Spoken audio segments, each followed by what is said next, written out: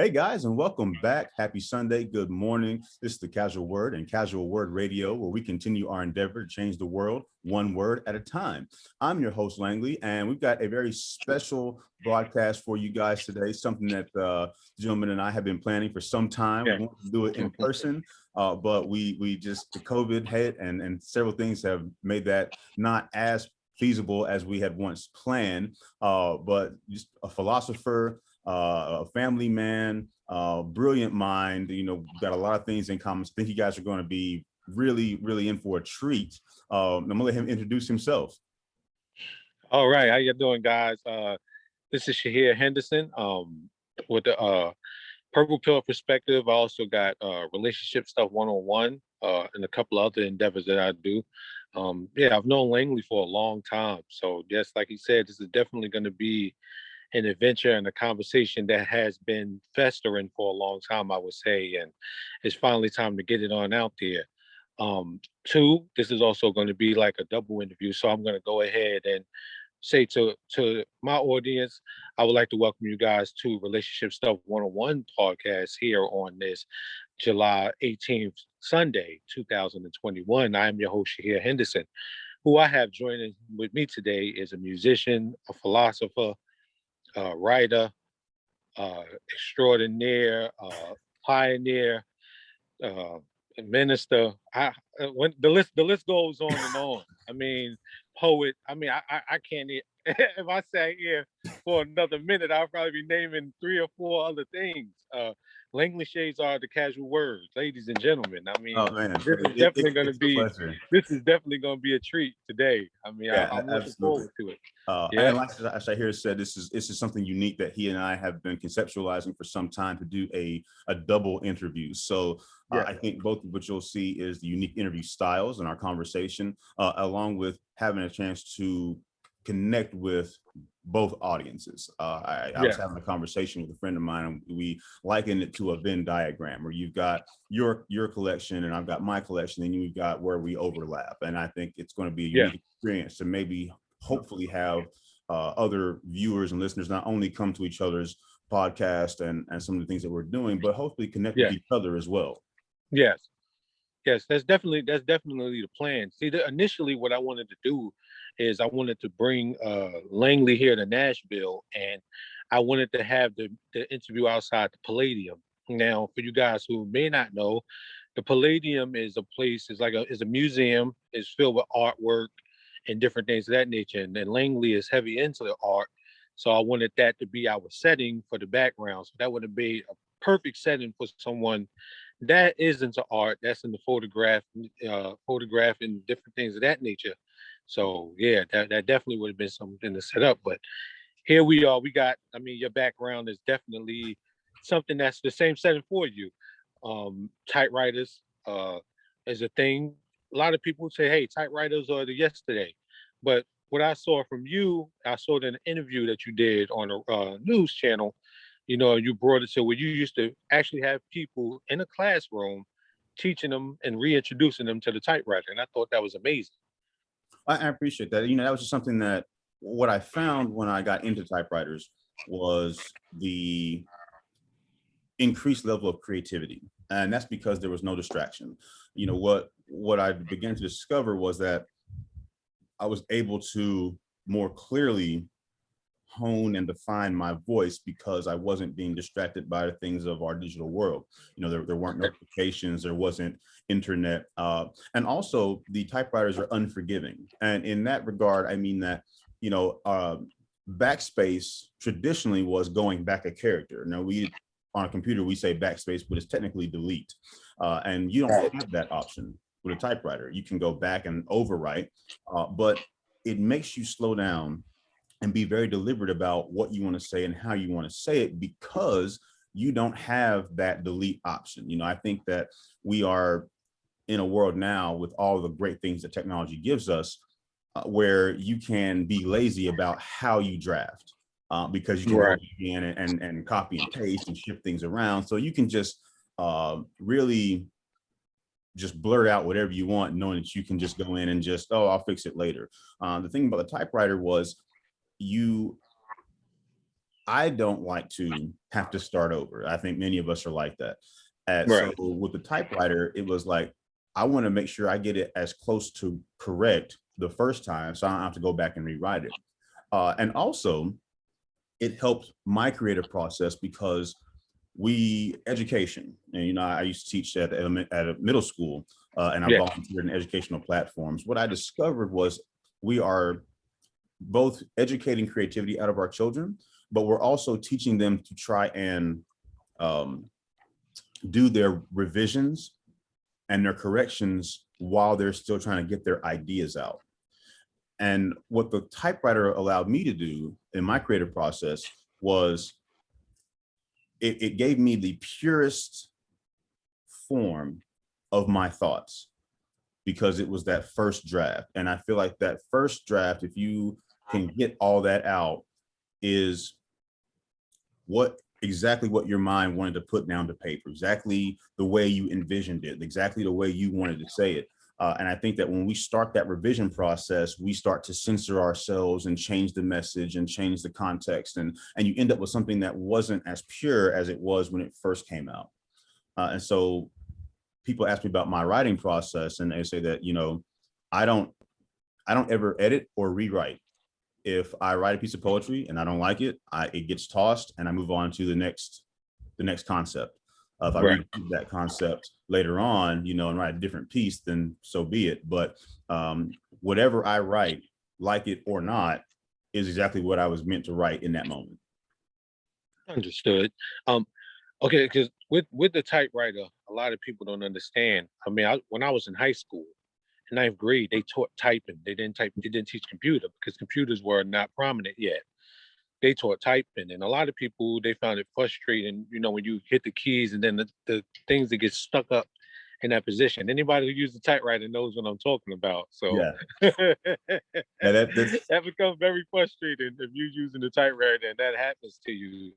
So in the process of using creativity and in that process of you have to have patience. I'm pretty sure you have to also make sure that that typewriter is built to withstand the process in which you're taking it through. Correct. correct. Correct. Mhm. And the So- thing we talk about planned obsolescence, and that's the thing from a manufacturing and technical side that I really value about typewriters versus computers. We live in a consumer capitalist institution and society where they're going to force you to continue to buy their product and continue to upgrade and continue to and they do that by having machines that aren't built to last, versus a typewriter where I've got typewriters from the 1800s that I can pull out of a case right now and write on them. And so Wow. the idea behind quality was different then. They built machines to make sure you could write on them forever. Right. And so I think that I also have that nostalgic affinity for the machines, because I know that at any given point I can get a machine out and it's going to work. Right. Exactly. Okay. So on the subject of typewriters and on the subject of you falling in love with typing in that manner, let's go back a little bit. Take me back to your childhood, Virginia, Bristol, Virginia. Excuse me for a minute.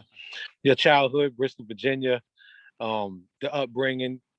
Take me back there. Take me from the beginning. Just do a little breakdown. Yeah. So raised in Bristol, from California originally, raised in Bristol. I think both.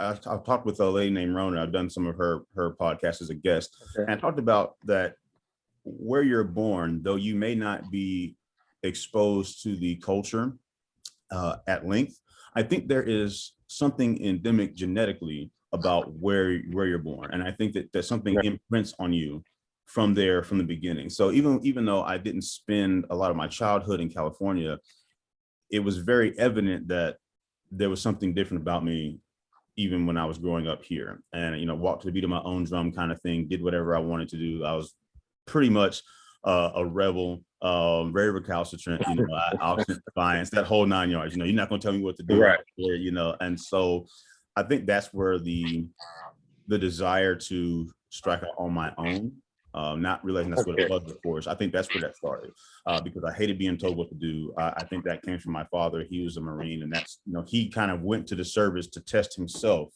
And he had a very much the same type of mentality, like, I can do it, I can do it. You can't tell me what to do. But if you tell me I can't do it, I'm gonna show you. And I think that was very much part of my upbringing. And athletics played a huge part into growing up. The desire to be the best, the desire to be the greatest, was part of the athletic prowess that I was blessed with. But you had to train, right? And you had to put the extra work. You're an athlete and a martial artist as well, so that there's training behind all that. You have talent, but if you don't cultivate the talent, you don't really go anywhere. And then just kind of growing up, man, it just a lot of life happened. I made a lot of poor choices. I was one of those guys that had a very classic and a very stable upbringing, middle class family, both parents work, both parents in the home. And we didn't have everything we wanted, but we definitely had everything we needed, and we didn't really ever lack. But I was telling some friends, and I think you've heard me say about the identity crisis that I went through for a long time, because as growing up, I'm just going to say it the way it is, because we can be transparent, and I think it's important that we talk about these things as men, as you and I have discussed. I was too smart, and the way I carried myself was not welcome in the Black community with my Black friends, but I was still Black. So I didn't have the same type of camaraderie with the Caucasian demographic. All my classmates were white, because they had the things that we see socioeconomically, right? I mean, they had the stable parents, they had the money, they were having the extra courses, so they were very intelligent. So all my classmates were, and I had the same classmates almost all the way through high school, from third grade all the way till I got into maybe my junior year of high school. It was like the same 13 of us in every class. And it was interesting because of my identity crisis, I never built the friendships that you would think going through that much school together should develop. So I had the respect of all my classmates, but I didn't have any friendships. And so there was always an air of independence my entire life. And I think that's where a lot of that began to develop, unbeknownst to me, into the person I would become today. Oh, okay. So we got determination, sports, admiration, desire, and diversity. Mm-hmm. All of these things can play into the man that you become today. Absolutely. Because you have all of these 5 elements, strong elements that are driving you and that are driving force in your life.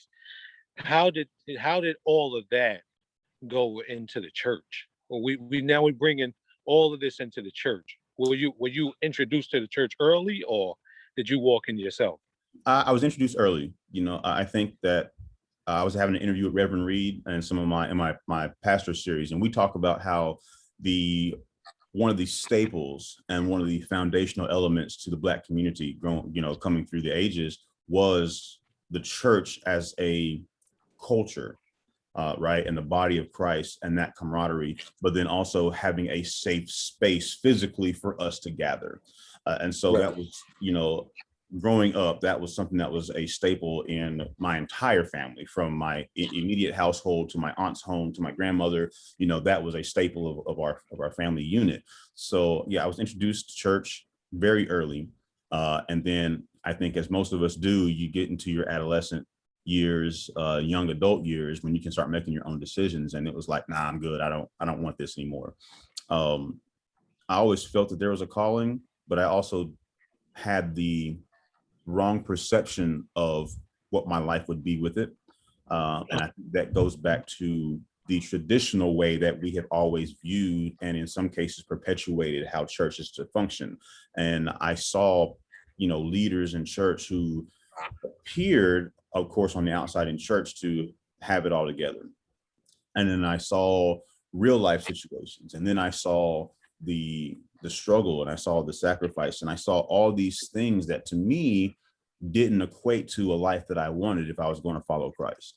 And so I ran, literally, I ran away as far as I could, not only physically, but spiritually. I always prayed, but I didn't want to have anything more to do with God than just being able to pray and talk to him. Okay. And it wasn't till 2013 is when I met the late Pastor Starkey, and a friend of mine, Sham. Yeah. Yeah. So Sham kept telling me, and he's a powerful speaker. And he kept telling me, man, I got a friend that I want you to meet. I got a pastor I want you to meet. And I was like, I'll get around to it, kind of thing. And I don't know, the spirit just moved me one day. And so I walked into the church, and the first person I see is the late Theo McMillan. And she was the pastor of another church. And she and I had become close during my transitional period. I was having dreams and visions and nightmares. And so I was talking to her about the things that I was seeing and trying to make sense of it. And so she and I became very close. And so when I walked in, I realized that I was in the right place because she was there. And then I met Pastor Starkey, and we were the same age. And so we had a unique opportunity of growing as friends, growing as brothers in Christ, him being my pastor, but also as someone going into a leadership role under him. We grew together as leaders because this was his first pastoral role, was coming to Kingdom Life. Or I'm sorry, King's Chapel. Kingdom Life was Theo's Theo McMillan's church. But yeah, coming to King's Chapel was his first role as a pastor. And so we grew together as on multiple levels. And that was when I really started to think, okay, there was something more to this life. And it took me meeting someone who was young and similar minded to realize that you can have a high quality of life following Christ and not have to have this piety equates to poverty mentality. Right. Because that was something that I didn't want. I didn't want any part of the, running around in a sackcloth, always miserable because you're following Christ. That's what I had seen, and that's not what I wanted. And so that's why I didn't have any interest. And it wasn't until I obviously got older and started to study for myself, as well as get under quality leadership, that I realized, Abraham was wealthy, Job was wealthy, Solomon was wealthy, David was wealthy. And so there's and actually, I want to segue real quick because we're going to have this discussion on the Broken Church podcast with some people coming up, guys. So just be on the lookout for that, because we're talking about the poverty versus the prosperity gospel mentality. And, I didn't know that there was a way to have a high quality of life and have a high quality connection to Christ. And so as I began to mature, that's where the person you see now has become to develop. And then being blessed with having more people at the leadership level that I can talk to very candidly, and that help reassure that you can still do all the things that you enjoy doing and still be a leader, still represent Christ in your conduct, but still be a person. Right. And that's where the ministry starts to come in, and realizing that all the things that I was doing was a form of ministry. And even though it may not be spiritual, it appears secular on the outside, the ministry was still giving back and encouraging and uplifting my community and helping promote creativity and helping our youth. So it didn't come off as, spirit led from a more professional manner, but it was still a mix. And so when I began to have that revelation and those epiphanies, everything started to become clearer on my mission and my path. Okay, so it's basically what I'm understanding, and I want to touch back on everything you just said, and I want to go back to the dreams, the visions, and the nightmares. Mm-hmm. Let's speak a minute for the visions. So, what were some of the visions? The visions, one of the most memorable and pronounced was a vision that I'd had where I was on a train, And I watch a lot of anime, so you guys may not understand these references, but just bear with me. I was on a train, and there's a cartoon, Blood, the Last Vampire, where she's a vampire hunting vampires. Okay, not something that we're unfamiliar with, but the cartoon was unique because there was a train scene, and so I was in this train, and it was the killers were only attacking their identical twins, is what it looked like. But it was it was the spiritual version of themselves, as I began to understand later on. So I was watching these people, kill themselves. And as we're coming through the train, it was Jim Carrey who was conducting the train. But think about the initials, JC, Jesus Christ. Right. And so he was speaking in riddles. Yes. Right. Okay. He was speaking in riddles. And so when I exit the train, there are two people that I'm watching move through. If you guys have been in the subway, those are like there are doors that lead out off the subway tunnels. And so I followed them, and the number of the door was 5, which is grace. And so we go through the fifth door there, and some kind of creature that was both, it was vapor, but it was also physical in terms of it could envelop you, right? And so it grabbed these two kids and grabbed myself, and everything goes black. So then I wake up, and I'm in a room, like an interrogation room. Okay, you got the light swinging, right? It's just that singular light. It's swinging. Yes. So you can only see so much as it goes back and forth. I'm back to back with someone that I can't see. But I look up, and the detective is actually like a demonic type of creature, and he's sitting up in the corner of the room on the ceiling. And he looks at me, and he was like, "Who's this man sent from God?" And then like the light pans away, and it's black, and when it pans back, he's right here in my face. And he was like, "Wow. You that man sent from God?" And then I woke up. Wow. And so that was one of those moments. And what I realized was that it was, as we talked about the flesh and the spirit man, it was the flesh man that was killing the spirit man. That's what I was seeing on the train. The train was the people trying to follow Christ because he was conducting the train. So they're trying to get on their path. And it was the flesh man, their other person, that was attacking and killing them before they could get to the destination. And then, of course, Jesus was speaking in riddles about, are you going to stay with me? Are you going to stay on the train? You're getting off the train. And again, 5 being grace, which is not only the dispensation that we're under. A dispensation is simply when God deals with man at a particular time in history.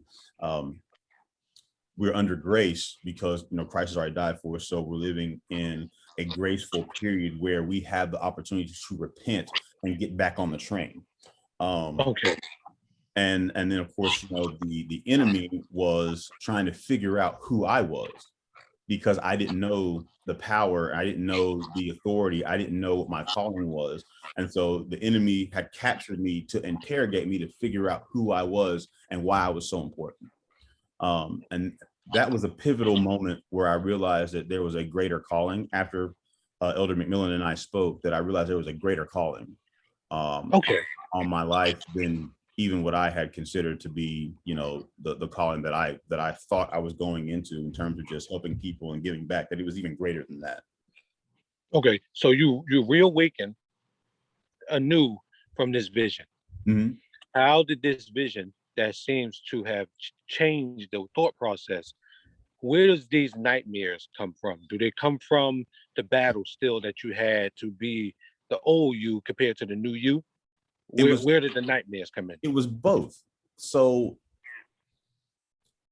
as I was trying to accept, and I say trying because, like you were just illustrating, it's the old me versus the new me. And so I was trying to accept the path that I was being shown I needed to walk.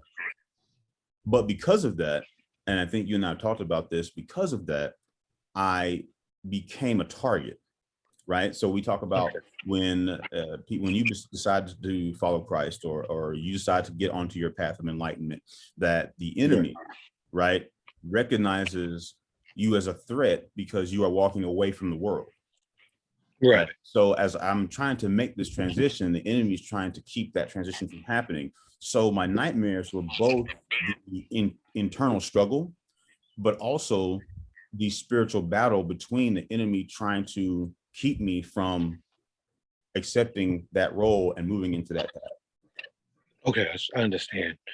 So, okay, so the nightmares, the visions. Now, what built up the dream? Now, when I say dream, guys, the dream, we all know we go to sleep, we have a dream. But I believe what you were talking about was the dream that you had to become what you are now, or was this dream something different than when you had that dream? The dream was different. And I think Okay. the dream was different because I still had a vision of what I wanted for myself. Okay. And so the dream was still the corner office, right, on the top floor, the super executive, the 6 and 7 figure money maker, doing great things. And that was the vision I had for myself. And so I think that the dream didn't change until I got close to that reality and realized I didn't want it. Understood. So we talking about the dream, photographs, weightlifting, even having your own weightlifting channel, by the way, guys. And send me a link to that so I can put that in the description Yes, of sir. this video for you guys. Art, being an author, all of this stuff was chasing that financial state, how you want to say it, that financial stability you just mentioned, corner office, top building. Or was all of this stuff put together to chase that, or were all of these just different things in your spare time that you did? Actually, none of it I took serious, and none of it I was really after, except for maybe Okay. the fitness portion of it, because Oh, okay. I wanted to stay fit and I wanted to help other people stay fit, and that was happening while I was working in corporate America. But Oh, okay. the rest of it didn't really begin to take shape until I was forced out of that role. And I say forced because of the way it happened, but I will say that it was not. It was both God closing that door because He realized I wouldn't need the money, and me being the person that I am, right, walked to the beat of my own drum. So I was very resolved in my stance on certain things, and because I didn't go along with the program, that created a lot of issue between myself and my superiors in the roles that I was in at that time.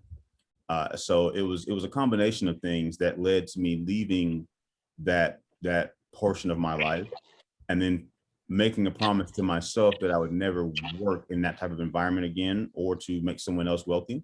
And so it was at the end of my career that I started to consider the opportunity for entrepreneurship, and not really realizing what that looked like, but just knowing that I wanted to do something on my own. If I was going to work myself to death, quote unquote, that it was going to be for my benefit and for the benefit of those that I wanted to see help.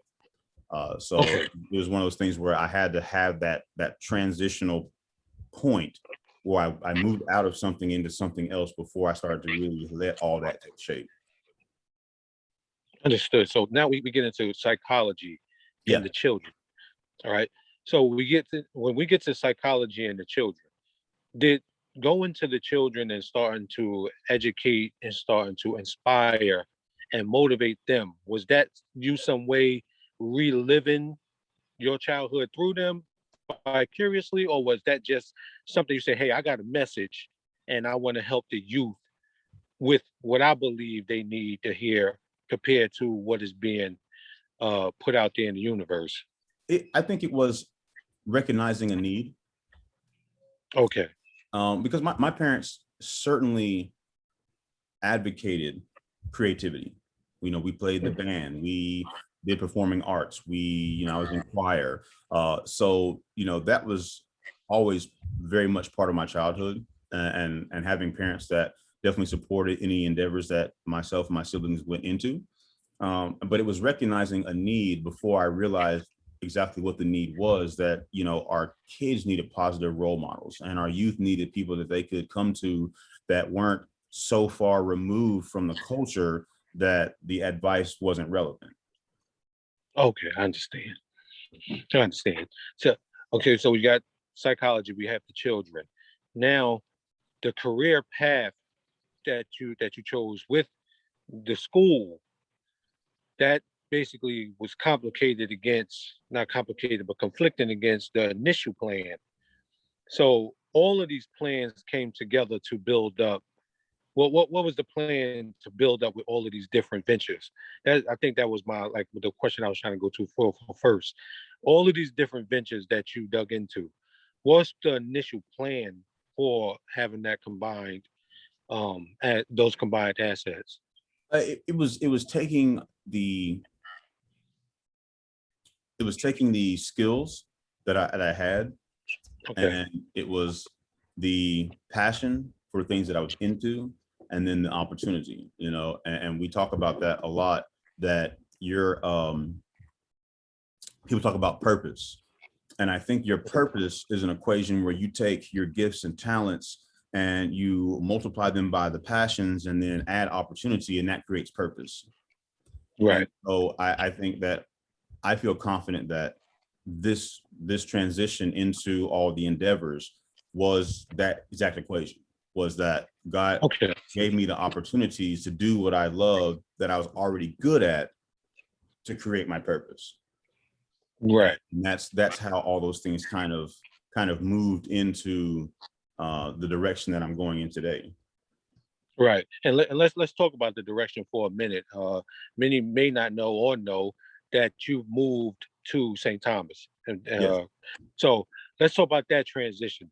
The goal and the motivation that was taking a hold of you in Virginia. Did you look out and say, these guys, I see something here. I'm going to step into this role because I see this is going to take me further, or is it just, uh, well, let me do this now to be better, to get stronger, and then go back and then bring a new me to where I was at before? Interestingly, it was neither. Um, Okay. Okay. this transition was bred out of need and adversity. Okay. I had always seen myself as someone who was going to stay in the Bristol area and give back, and, you know, make change and make history.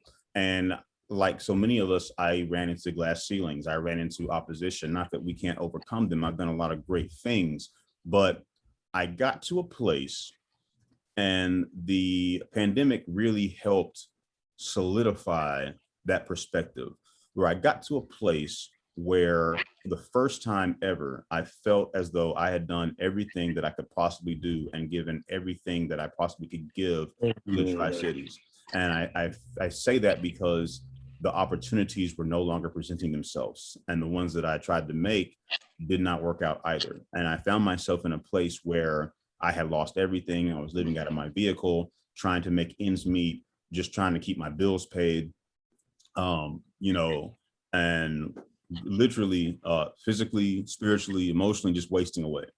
And my mother called me, and we had a long conversation about where I was and the struggle, and it was very, very, very vulnerable, very transparent. And, you know, she offered me to come down. She'd been in the St. Thomas area, U.S. Virgin Islands, for about 8 years. And I knew that was God, because that conversation had never been an option. It had never been on the table for me to move down here. And when, you know, and it was with the confidence that she said, that she made the offer, rather, is where I knew that this was the move that I needed to make if I was going to take the next step, but also if I was going to survive where I was. I was in a very bad place on multiple levels. And if I didn't make a drastic change, you know, there's no telling how much deeper and darker it would have went. So, Right. to answer your question, yeah, the move here was definitely um, bred out of pure necessity to make a change before I didn't make it. Right. So you may not notice it, that we first talked about the vision. Mhm. The vision was everything we mentioned from the beginning, starting off. and everything that came to fruition. Then we talked about the nightmare. The nightmare was thinking that in this place that I was born, well, not born in, but raised in, and in this place I felt though I had so many connections and different things, it indirectly became a nightmare. Yes. So I was not able to chase the dream because the nightmare was taking a hold of me. So then I got a call. That calling indirectly through from your mom through God Yeah. brought you to where you are now so that you can chase the dream. Yeah, Is that correct? that's correct. You know, we talk about manifestation, and people Yeah. use it in multiple contexts, but you can, and again, we talk about energy, universe, all that stuff is real, and you know, we know that it all plays a factor into the fabric of the human existence. And what I was seeing through stress and worry and altercation in terms of circumstance was a physical manifestation of those nightmares into my reality. Okay. And so what had to happen for the reality to change was a change in not only geographical location, but then a secondary change in thought process. And you cannot change how you're thinking in some cases until you change where you are physically. But you have to be ready to you have to be in a place where the mental and emotional change is already happening, because if you move location but you haven't changed your mindset, you're going to do the same thing somewhere else. Yes. I had to be in a place knowing that this move was to benefit the change and the next elevation for that purpose, and that transition. Yes, and then this other place would not become your nightmare as well. Correct. You can just carry that nightmare with you as long as you are still stuck there in your mind. Yeah. Now, with us both having psychology degrees, we understand dream interpretation and we understand lucid dreaming. Yes. Now, also with understanding the nightmare, you were able to take a hold of the nightmare and change it into something great. Now, for people who don't know, the lucid dream means that you understand that you're dreaming. So now you're able to control your nightmare. Us having this conversation today, the way that we're having this conversation and the interviews you've had before this conversation and the new play shows that you've taken control of the nightmare and now you're living the dream. Would Yes. that be correct? Correct. Yeah. And it takes, and I want to be very candid and very direct about the fact that it takes time. It's painful. It's scary. You're going to go through things that you don't want to experience. However, to Shah's point, you have, with the lucid dream concept, you do have the ability to recognize that you can change not only that dream, but then in turn change the reality. Yeah. You have to have the courage to do both. Yes, definitely the courage to do both. And with that, the dream, which still chasing, what does the future look like now? What is the future looking like? Where we at? We're in 2024 now. Where are you? I'm hoping to, I'm hoping to be doing greater things from a ministerial point. Okay. As we have begun to create a culture of service, I'm hoping to have a greater impact on people doing more service, doing the most good, as I call it, and not to have a religious flag associated to it, but just because it's the right thing to do. I know that may sound counter to being a minister, but I've also believe that the service, as it has been described, comes first, and yes. the belief system comes after. And so what I mean by that is those of us who already have that foundational belief system should be doing it because that's what we believe, not because that's what we're supposed to be doing to recruit people or to convert people or any other motivation, with the exception of we show our love because that is what we are called to do, because that's what we believe in. And so what I want to see is more service, more help, simply because it's the right thing to do. and then we can have the discussion about belief system and faith foundation and, you know, those directions later on. But our singular motivation for helping people is because we're here and called to do so. And so I think that's the major thing that I want to see on a larger scale. Of course, I want to see my books doing well. I want to have more interviews. I want to be doing more partnerships with individuals like yourself and other people that I've had to greater increase the impact that we have on the world. That's what I want to see in 2024. Okay, yes, it does definitely take 2024, and we looking, like I said, we look from where you started off to, we look to the middle, and then we look to the future. So definitely, it's all still set in all the same plans. Yes. You know, that we're talking about, and not like I like how you said you don't want to make it too based around religion and on that other half, because a lot of times we notice people will stray away. Like, if, hey, I'm not strictly religious, so they would stray away. And it's, Right. your thing, I know, as knowing you, is not to pull someone, and I'm not trying to pull you into a religious understanding. I'm trying to pull you into a global understanding. Right. Religion just so happens to be the grass, and everything growing from there is based around religion, to let you know we can't forget that God is still working his magic in all of this. Correct. And I think we get too wrapped up in the minutia of the religious details. And I think that's why it's imperative that we begin to change the approach when we're talking and dealing with people. Is, yes, God is still a foundation, but we can still talk about sports. We can still talk about martial arts. We can still sit down and have these very high-end intellectual discussions, and it doesn't always have to be, well, God said this and the Jesus said that and the Holy Spirit told me to tell you. We recognize that those things are real. We recognize that those things are facets, but sometimes you have to forego that vernacular in order to reach people. And I think we have to get to a place where me not saying that doesn't mean I believe it any less. It just means that I'm trying to help connect with you, and we can get there later. But if I come right out and I'm thumping over the head with the Bible, people get turned off. And we're called to help people first. Well, then we're already losing that battle. Yes, because that transitions into myself. Listening to your story, listening to everything that on your come up, listen to everything that you tried to obtain and you are obtaining. My early childhood was we're based in church. We grew up in church. My grandmother put us in church early. We went to church every Sunday. Now, I didn't pay much attention to what was going on in church. I grew up in Jersey City, New Jersey. For those who don't know, Jersey City, New Jersey is a very distractive city. So you can't find a lot of time to focus on your goals in a city where there's so much distractions. Now, you have people who come from that city.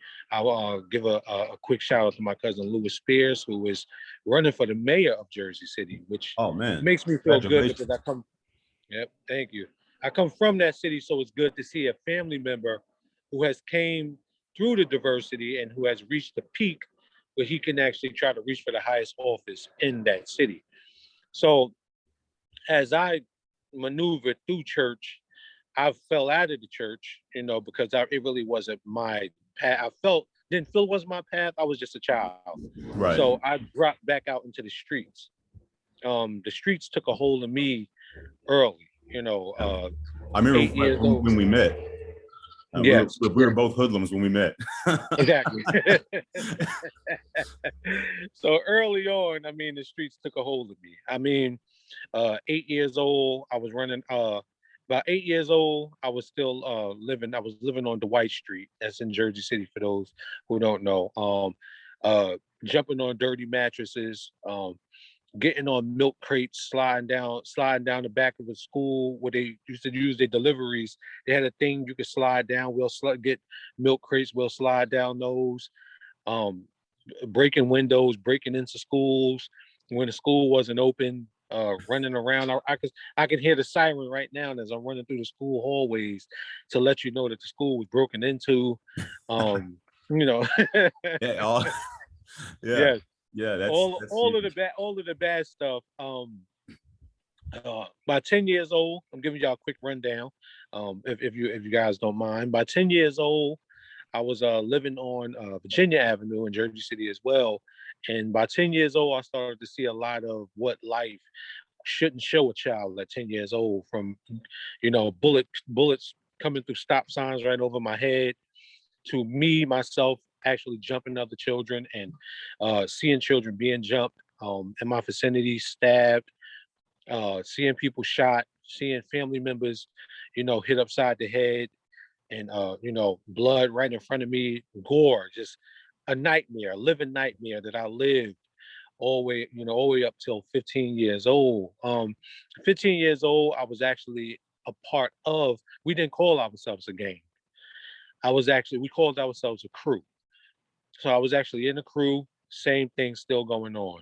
We still bringing detriment to people's lives. We're still hunting people. We're still plotting on people. We played a game called the knockout game. You guys probably heard about that. Uh, Yeah. so it's just the upbringing was real terrible. And by 16 years old, I started to have a revelation. I knew that the stuff I was doing was not for me. And I looked at the people that I was hanging with as people who were holding me down. Like, they were holding me down. They were not pushing me anywhere. I was being held down. Now, guys, you have to understand, at 16 years old, many people don't have a revelation. Many people That's don't have a revelation. Go that's ahead. I was gonna say that's just amazing that to have that at that age. Like, just to your point, I know when I was 16, nothing like that occurred. There were people in my life that were trying to keep me on the right path. Of course, again, being walking to the sound of my own drum or whatnot. You're not going to tell me what to do. You're not the boss of me, kind of thing. So Right. I definitely want to take a moment and just tip my hat to you to be able to have that revelation at that Thank age. you. Thank you. Yes, because what I noticed. Well, the thing is, I don't want to say it's different from how we grow up in the hood. You grow up fast. Many people may hear that, but it's actually true. Yes. So I was probably actually a teenager at 11 years old. So at 11 years old, I was probably already 16. If you're looking at the dynamic, I already experienced enough for a 16-year-old to experience at that time. Mhm. I've seen death. I've seen child molestation. I've seen beatings. I've seen people go through hard times. I've seen drugs. I've seen the church, been in the church, went to church many a times. So I've seen so many different things. And at a certain point, and I was very close to my grandfather. Um, I've always loved to talk to elderly people. And me and my grandfather had used to talk all the time. And I believe, being an old soul at the time and him talking to me all the time, is the reason why I probably had this revelation at 16. My Yes. grandfather wasn't doing drugs. My grandfather wasn't in a gang. My grandfather had his own house. He was working. He took care of his family, and he did everything that he had to do to become the great person that he was. So at 17, I said, you know what? I'm not even gonna be a part of this crew no more. So I started to look for a way out. Mm. I wasn't in a relationship. I stopped chasing females. I used to chase females all the time, 14, 15, 16 years old. I Man, said that's not the what you thing to do? do. Right. At that age, that's I mean, what else do you have at that age, really, in terms of Right. some level of personal excitement? I mean, you can't really drive, you can't really get around, you have school, so all you have Yeah. is the social interactions. Yes, yes. And I mean, school, I was terrible. I mean, I was in ninth grade. I left back twice in fourth grade. So when I was in ninth grade, I was basically, probably still in the seventh grade level, because schools in Jersey City were terrible at not teaching children to advance to a greater level. So when I got in high school, I probably was still on the seventh grade level, being left back twice, pushing through and still understanding when in high school. The high school I went to was sort of a joke, because everybody spent more time it was like a fashion contest. Yeah. Who has the newest Jordans? Who has the best outfit? Who is the toughest, SOB on the first floor, on the second floor? Once again, chasing females came into the equation. If you're not chasing these amount of girls, you're a sucker. If you're not saying this, like you mentioned, Yeah. if you're using this type of vernacular, you're weak. And if you use that type of vernacular where I came from, you were definitely getting beat up in the back of the school building. And having all of this in my mental state, I'm just started at 17. I started to get like, I'm just done. This can't be life. That's what I said to myself at 17, without a doubt. This can't be life. This can't be what I was put here to do. And that's what I had. I fought with myself day in and day out at 17 years old. And then boom, here comes my mother. Antoine, what do you think about moving to Bristol? I'm like, Bristol, what Look the how hell are you look how talking? moms are. Moms always know. I'm like, Bristol, what are you talking about? Now, my sister had already moved to Bristol. She was already living in Bristol already. So she had already established herself in Bristol. So I'm like, I don't know. So she said, okay, what we'll do is we'll take a trip. So July 1995, we take a trip. I'm on the road. I've always loved to travel. My family and I, we always went back and forth down south. I've always loved the South. That's where I'm at now. So we took trips to Florida, and every time I went there, I noticed that my mind would open up, Mm. new ideas and new visions would start to come to me while I was away from the mess, while I was away from, constantly being on guard, constantly having to watch my back. These new visions started to come into me. So my mother saying that, and then traveling to Bristol. Once I got there, I'm still asking myself, what the heck is this? I'm looking around. We show up in East Ridge. You know where I'm at. Yeah. We show up in East Ridge, and I'm like, this looks somewhat compared to home, because for you guys who don't know, East Ridge would be considered a projects. Yes, correct. Yeah. So when I get there, I'm sitting. Robert, who's a good friend of ours, he's riding on his bike, and I already come from the hood, so him riding by, looking at me, staring at me, we already know where this is going. Yeah. I'm looking at him like, who the F is this joker? Staring. So he was staring at me, not because he was giving me any problems. He had already been alerted by another good friend of ours, Rashard, told everybody that I was coming to Bristol. So that's the reason why Robert saw me and said, hey, Rashard, let me know who you were, and let me know you was coming here. As I sat in front of the building that I came from, I'm listening to Notorious B.I.G., and I'm looking out. Looking at the woods. I'm looking at the driveway as I come. You come up in the driveway. Yep. You guys may have not know, but me and Langley know exactly what I'm talking about. When you first come into East Ridge, I'm looking at the driveway. Yeah, up the hill. Yep. And I'm thinking to myself, I can do this. I can live here. Yeah. So did you find that you talked about Jersey being distractive? Yes. And you talked about the things you'd experienced and the poor quality of the school system. Yes.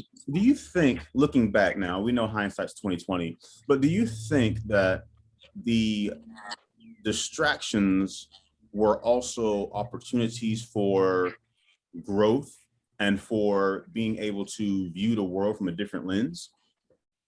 They definitely were used to view the world from a different lens. They definitely did that. I did definitely, because of those distractions, view the world from a different lens. As I just told you, when Robert first rolled by on that bike looking at me, I thought he was an enemy. Excuse me for a minute. I thought, automatically I went into defense mode. Who is this?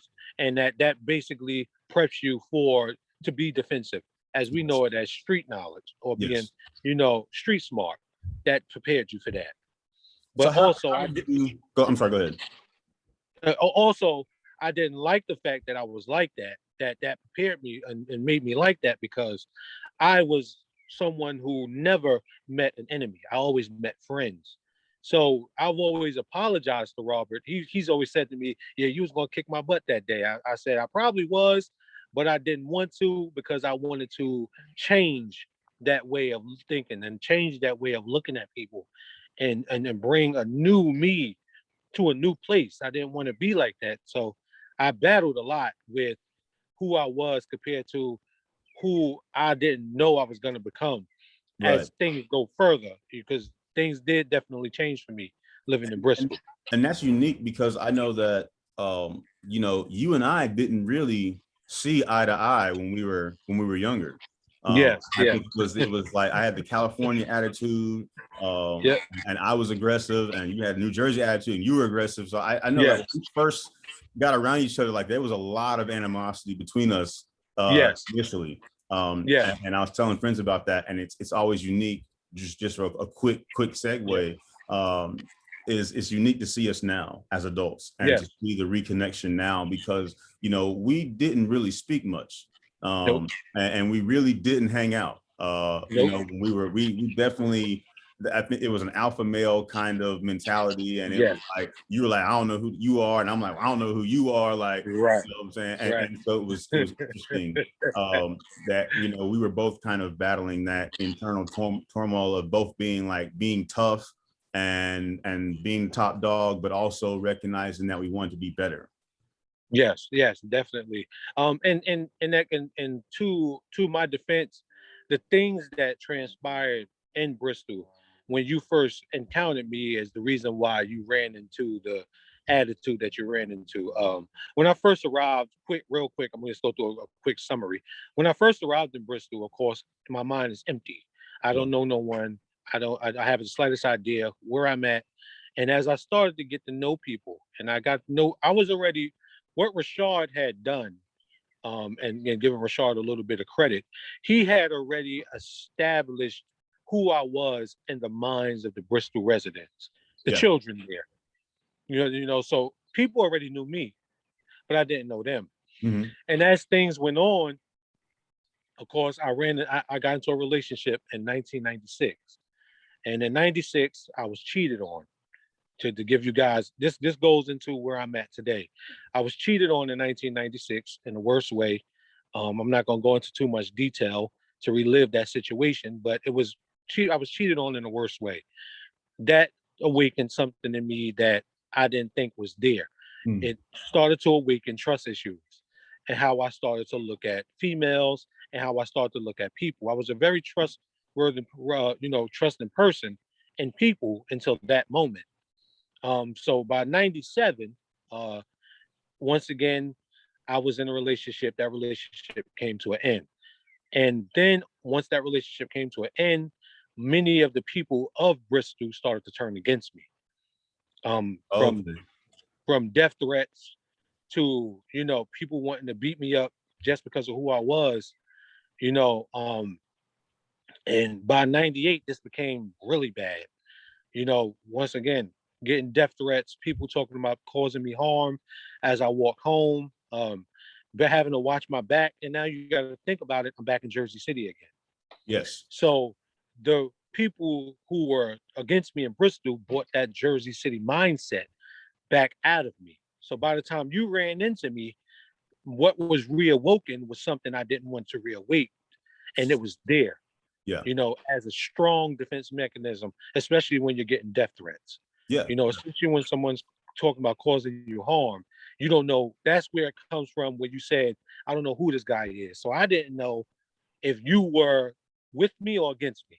Yeah. And Yeah. in 1998, if you was against me, you definitely was against me. So it was no handshakes, there was no conversation. That's just how I looked at it. Apologizing now for then. Certainly. Well, and I definitely want to apologize because I think you and I, it's unique because hearing that, obviously not knowing that, and I do want to kind of take a moment and talk briefly about why this is so important that we help young men be able to communicate better. Yeah. Because I think that even though God has a way of working things out, I think if we had been able to communicate, then there would have been a better relationship earlier on between Yes. you and I, because you were in defense mode and I was in defense mode. I was fighting all the time. I had a lot of different experiences, but very similar, very parallel to what you were experiencing. And so when we finally kind of crossed paths, we were both in the same kind of battle mentality. Yes. And so there was very little respect between either of us. And I definitely want to apologize for that now, because, you know, I didn't do any favors even though I didn't know what you were going through. I could have been better about trying to understand who you were instead of walking in and just immediately having a problem with you. Right, exactly. And that's the thing with me as well. You know, they automatically, I wouldn't say my thing was automatically a problem. It was an analyzation. That's Yeah. more how I was with people. What are you about? What are you gonna do? And whatever you plan on doing, you know, we're gonna take it from there. Because Yeah. I'm a very quiet person. Yeah. People may not know that as much as I've been talking here, but I'm very quiet and Yeah. observant. So I observe more than I. And you and I just kind of stared at each other. You know, I think we were doing the same thing. Yeah. Yes. Yep. It was Yep. a situation where, like, I remember the hotel, and you know, Yeah. you looked at me and I looked at you, and no words were exchanged, but it was like that. If you try something, we're gonna have a problem. Yes. And so, you know, we certainly made the wrong first impression on each other. Exactly. Yep. Exactly. And I remember the day. I remember the day that you were talking about. I was with some friends, and I believe a friend of yours that was there was actually in our company. Yes. Yes. And from there, that's like I was saying, I had already moved back to Jersey by that time. Yeah. So Jersey had reawakened the defense mechanism, Mm-hmm. and I became worse by what happened in 2000, and bringing you back up to that moment. Yeah. In 98, when I left Bristol in 99, you know, crushed, not knowing where to go. I mean, I thought about committing suicide and everything in Bristol. So, like you just said, Bristol became a nightmare for me. So I had to leave. That brought me back into another nightmare, though. It brought me Right. back to a place I didn't want to be, which was New Jersey. I didn't want to be back in New Jersey. So many things started to transpire there. I tried to find relationships to calm the beast, but I started to find that the women, for a quick notice, what happened to me in 96 when I got cheated on, I started going into Yahoo chat and talking to many different women or females. Let me say they were not women, these were girls, and some were women at the time, young teenagers. And I was, of course, a teenager at the time. And these conversations were something that built up, like I'm saying, where I'm at today, and became the foundation of what I thought was something greater, moving into relationships. Talking about relationships became my solace. Mm-hmm. So when I talked about relationships, I came calm, and I started to see things differently, even though it had happened to me. But by 2001, I got in a relationship. That relationship went sour. Um, so by 2002, I said, you know what? I did everything. I tried everything. F this. Now became the vicious way of looking at females as well. You know, forget what they want, forget who they are, and forget what they're about. Right. So by the time you met me and saw me, and that was actually '04. You understand? I was in a mindset of being defensive towards females, being defensive towards men. You understand? But still just talking about relationships, but it was still that defense mechanism you ran into. It was still that person of seeing, okay, I don't know who this guy is. He's not looking like a friendly. Right. You understand what I'm saying? So whatever's gonna happen is gonna happen. And like I said, me being who I am now, this goes into relationship stuff 101. I was getting ready to ask if fast forwarding was you were finding the solace in talking about relationships. Was that Yeah. the Epicenter? yeah, was that the epicenter? I mean, that's what predicated where you are now in terms of relationship 101 in Yeah. Denver. Was it to take not only your comfort in having the conversations and the way that they make you feel emotionally, but also being able to share your experience, your knowledge, and was this also a way for you to address your trust of people? Was to be able to have Right. a conversation on a greater scale? Is that how that transition kind of started to work for you? Yes, that's basically how it happened. Like I said, I was talking about relationships since '98. From '98 to 2002, I was just, basically giving advice and taking advice. I was against men because I was talking to girls all day. So I got to where I was against men because I felt like men caused women to be the way they are Mm, because of what all of these girls were telling me was happening to them for 5 years straight. right. So I'm like, for 5 years, you're getting indoctrinated with the women way of looking at things. You're getting toxic femininity and everything spilled into your body. So yeah, I'm like, F men, yeah, they did this to y'all. So I felt like I had to become the advocate for women. I felt like I had to be their voice, to talk to men to tell them this is what you're doing wrong. I don't know, you know who Derek Jackson is. I don't think so. He's a guy from YouTube who talked to women about how men are and how men should change who they are to make women happier. I was Derek Jackson on drugs from 98 to 2002. Like overdrive. Right, exactly. So I was really pushing. But like I explained, once I found that I was basically speaking for a bad candidate, meaning that the women were doing bad too. They were cheating too. They were out there, causing these guys to be that they were. I took a step back, like, wait a minute. Now, y'all need to cut this the hell out because y'all are the ones too who are doing these things. And in 2002, I started talking to a lot of the kids I hung around and started breaking down these different dynamics and breaking down, well, when you talk to women, what do you do? When you talk to girls, what do you do? When you talk to them, you basically have to have a plan, or you have to have something that sets in their mind that they're comfortable with. So still having that 5 year indoctrination, but still trying to say, but even though they want this, you still want to be yourself. Sure. Now starting to come into the new of saying, don't totally give in to them, but also give in to who you are as well. And So that's from that moment, go ahead. no, I was just gonna say that's just unique because you touch on something that I don't think that we talk about enough. And I know that you and I, we had that that video conference where we talked about who cheats more. And I always think Yeah. about that because that was a very unique experience. And I hate that the women couldn't come on for that, but you guys check that out. I know so I can repost that. That's Yeah. an interesting conversation. Just because what we don't want to do is belittle or be condescending to women, but there has Yeah. to be a level of awareness and accountability that both parties are perpetuating Correct. the culture of the issues that we're seeing in relationships. Correct, definitely. There has to definitely be some accountability. If you look on YouTube today, you have the red pill community. You have the Yes, blue pill.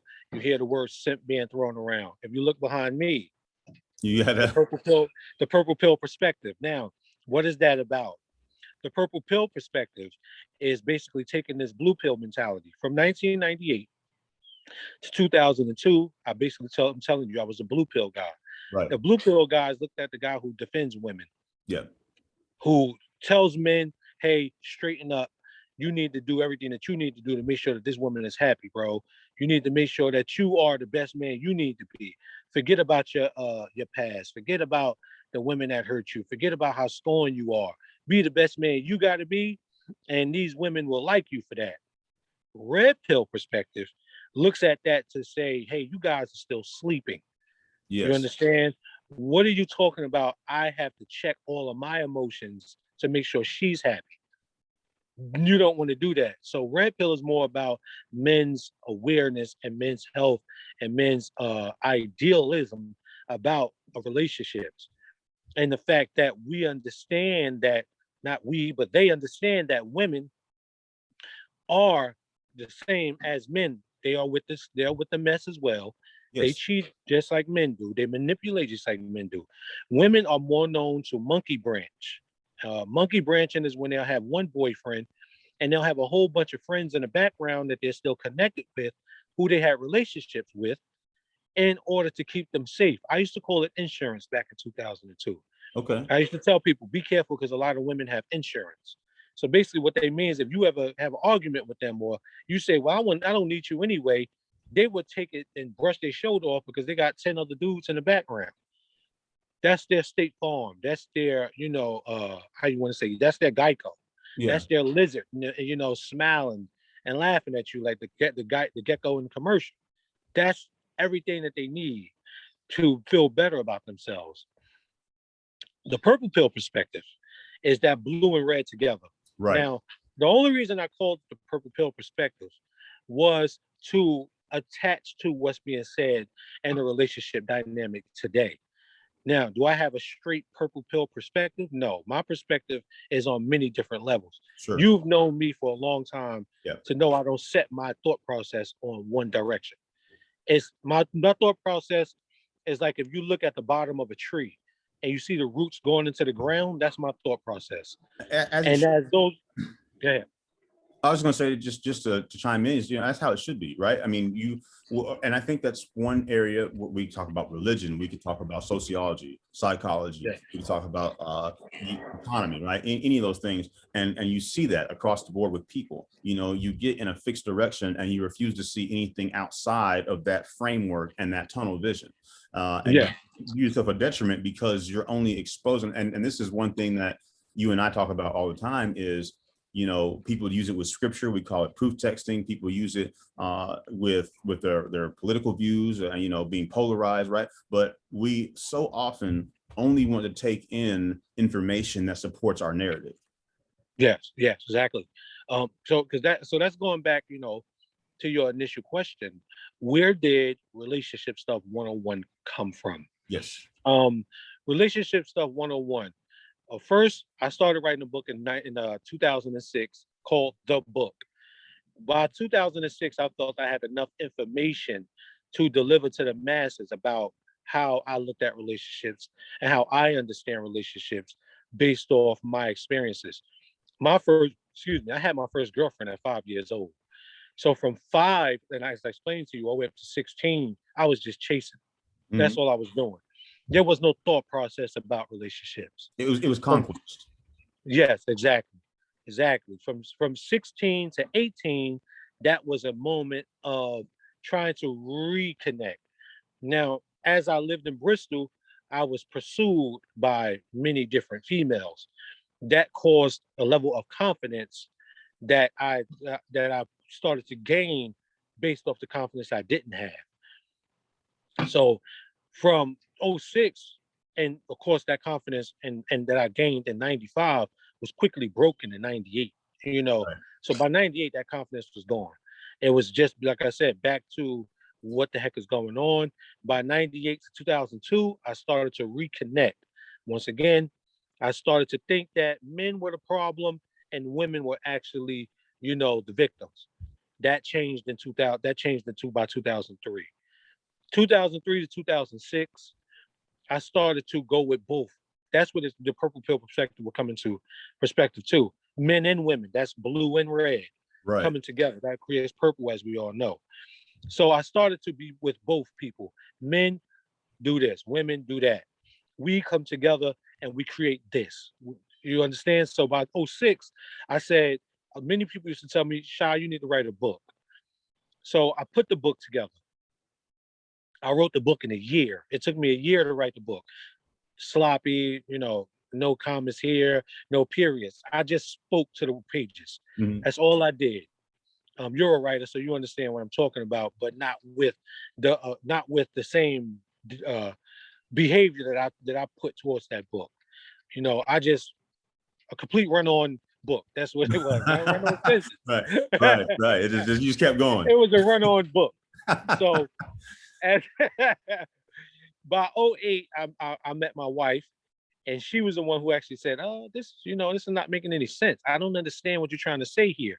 And if she doesn't understand, no one would understand. Right. Which is a So unique experience just because, well, at that time, she's going to be the person who knows you the best. Right. exactly, So if she knows you and the book doesn't make any sense, then there's definitely it needs to be revisited. So yes, if you took that as constructive criticism and not as a jab against your intellect. exactly. And when she said that, that made me stop promoting the book, and I put the book for it to a side. Now here comes '08. Excuse me, I got something in my eye. '08, I moved back to Johnson City. I moved to Johnson City. We both know what that's at. For you Yep. guys that don't know, Johnson City is a tri-city area. It's part of the Tri-Cities of Bristol. Excuse me, guys. I got something in my eye. Johnson City is one of the Tri-Cities in the Bristol area. So '08, I'm back in the Bristol area. But I'm with my girlfriend at the time. She was my girlfriend at the time. So my thought process of the things that took place 10 years earlier is not inside of me, but that's still aware because I'm back in that environment. Sure. So uh her and I, she was in college at the time. Her and I started to build, our relationship started to build and things started to grow. So the book is on the back burner at this time. Um, we go back up to Jersey. We moved back to Jersey in '08. And then about '08, she becomes pregnant with our first daughter. That takes us here, where I'm at now in '09. The book is still in the back burner. Family, taking care of family, taking care of my girlfriend, taking care of my newborn daughter. 2010, my son is born. The book's still on the back burner. 2012, I'm still taking care of family, doing what I got to do to make sure that my family, structure is built strong. So I decided to go back to school in 2010. By 2012, I read a book called The Art of Being Human. I implore you guys to look at this book. Excuse me. I implore you guys to read that book. The Art of Being Human and the Humanities is what changed and what put me where you see me at today. Or with I would not say emotionless, but not using many emotions when I interact with people. So I let me look at ask you. I mean, you can finish your thought. Sorry, but I do have a question about that. okay, go ahead. So, what was the driver behind your choice to move in a positive direction? So, and I ask that because, as we know, again, you and I both having psychology degrees, people who are hurt, whether maliciously or unintentionally, hurt other people, right? Yes. So, and I know that you had that revelation at 16. Again, huge. So, Yeah. how did you take your collective experience and decide, you know what, I'm not going to let this turn me into a person with a chip or a person who's bitter, and I'm going to use this to better benefit myself, my community, my family? What made you go in that direction?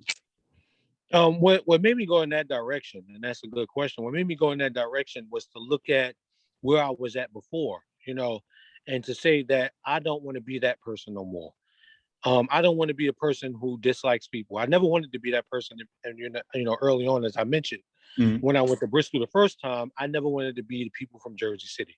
I Right. didn't want to do that. So my driving force was never to be negative, never to be a gangster again. As I told you, I was in a crew. Never to hurt women. Never to cheat because I was cheated on in the worst way.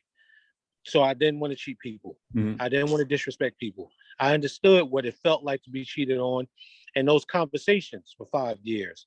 That brought me closer to people and understanding people's emotions and understanding how people were.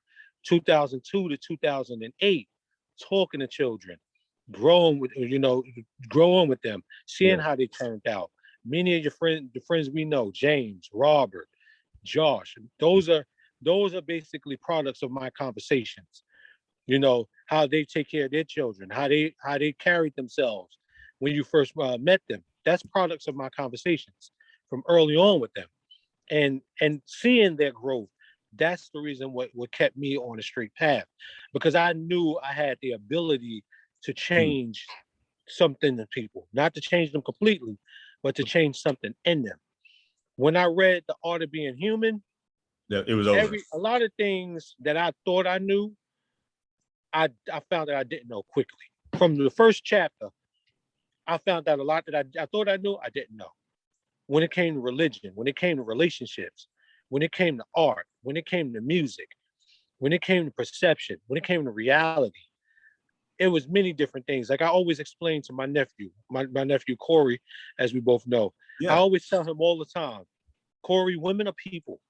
And when I say that, I know he don't like it. And when I say that, it sounds crazy to you guys today.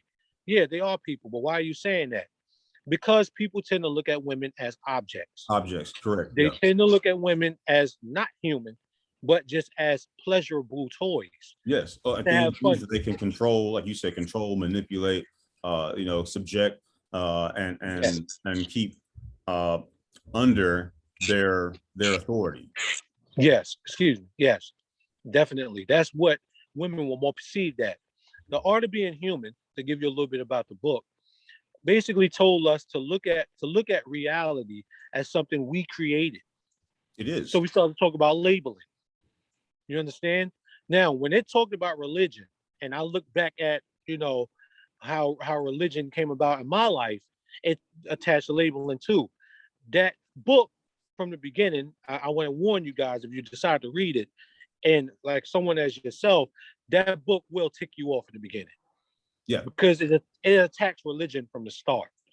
Now, me being a person who doesn't take everything I hear, into as a whole, which is what you asked me about too, why I'm not such a defensive person, that's because things that I hear, I don't let it change who I am.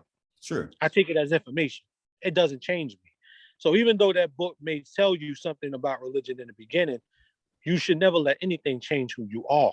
Correct. You just take it should help feed your overall macro view of the world, and also the micro view of your particular life. To your point, I read a book called Pagan Christianity, and that's where a lot of things were really open to me, and it didn't change my belief system, right? It didn't, like you said, it didn't change my foundation, but it added the epiphanies, all right, and it added the information that was helping me understand questions that I already had that I couldn't find answers to.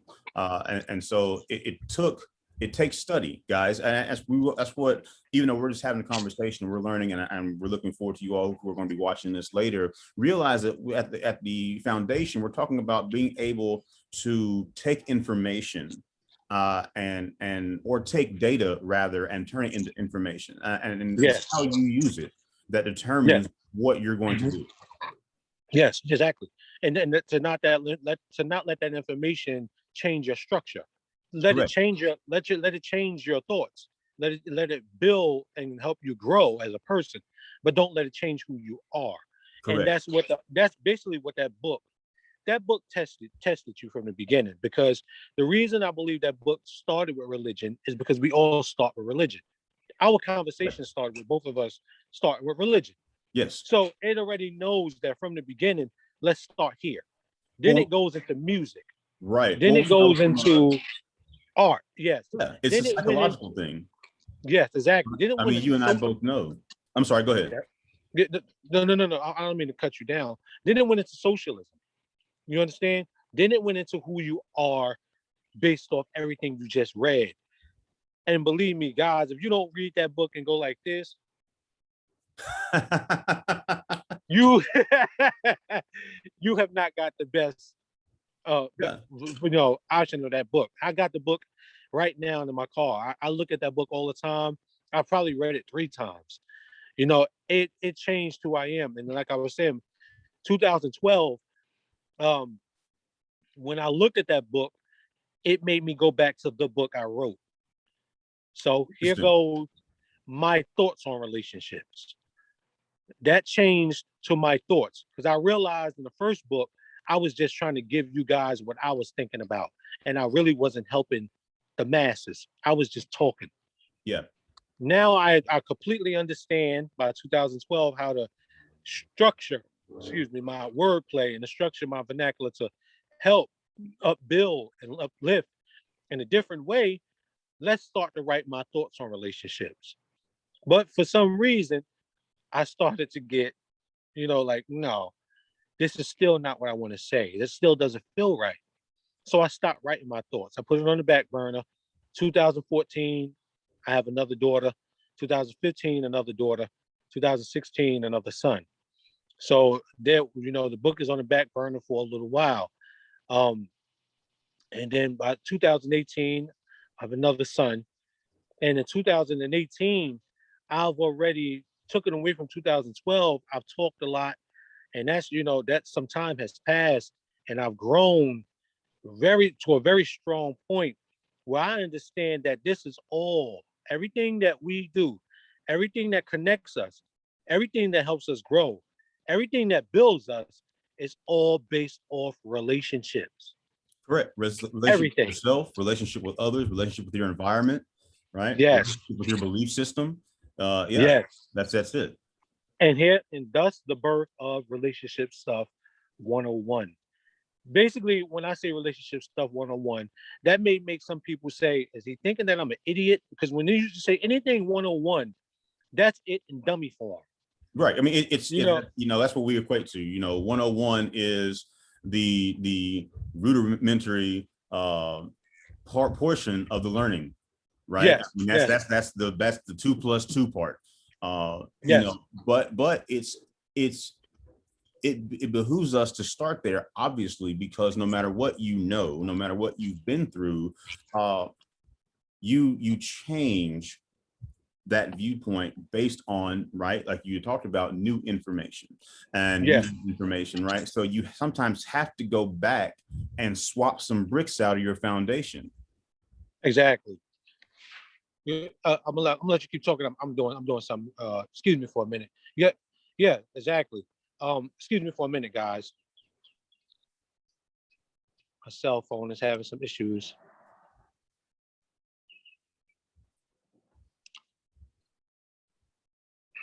So while you're working, I want be thinking about, I'm gonna pose a question to you. Okay. What advice would you give now, as someone who has watched your journey and watched your growth and watched your elevation, your maturity? And not only am I fascinated, but I applaud and I admire everything that you have become based on what you have been. What advice, going back to something you said about changing your vernacular and not just talking, what advice do you give someone who may have a knack or a natural proclivity to be able to help others? What advice would you give someone on how to turn your speech from simply your opinion into something that people can actually utilize going forward in their own personal life? Okay. Before I answer that question, guys, my cell phone is actually going dead. I'm gonna rejoin the meeting from my laptop, and hopefully I can get that. I think we had the audio going with the laptop, I know correct? I could hear both of them. Okay, so I'm gonna leave the meeting and rejoin real quick. So it's gonna be like a quick little flip right there. Right. So please stay tuned while we go to intermission, ladies and gentlemen. Okay.